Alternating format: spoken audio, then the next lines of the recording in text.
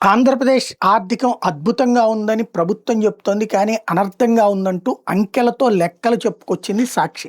2018, 19 అంటే చంద్రబాబు గారు దిగిన టైం 25,331 కోట్లు జీఎస్టీ.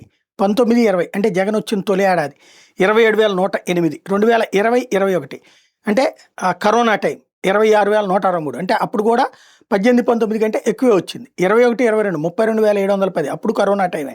అప్పుడు కూడా 18, 19తో పోల్చుకుంటే ఎక్కువే వచ్చింది. అలాగే 22, 23 అంటే కరోనా వెళ్ళిపోయిన టైం 40,232 కోట్లు.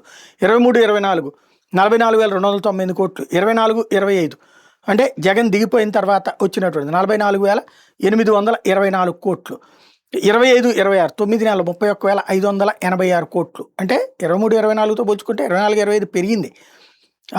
అదే సందర్భంలో వీళ్ళు వచ్చింది 24, 25లో కాబట్టి అప్పుడు పెరిగింది.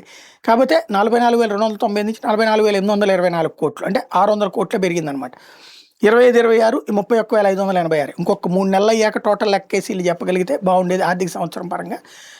ఇప్పుడైతే తక్కువగా ఉందన్నటువంటి లెక్క రాసుకొచ్చారు. ఓవరాల్గా చూస్తే 2018, 19లో బాబు దిగిపోయిన నాటికి రాష్ట్ర జీఎస్టీ 25,331 కోట్ల నుంచి 23, 24 నాటికి 44,298 కోట్లకి జగన్ సర్కార్ తీసుకెళ్తే బాబు వచ్చాక తిరోగమన దిశలో ఉంది. 24, 25లో కేవలం 1% వృద్ధి 44,824. అదే జగన్ టైంలో అయితే 15% వృద్ధి అన్నటువంటి కోణాన్ని రాసుకొచ్చింది.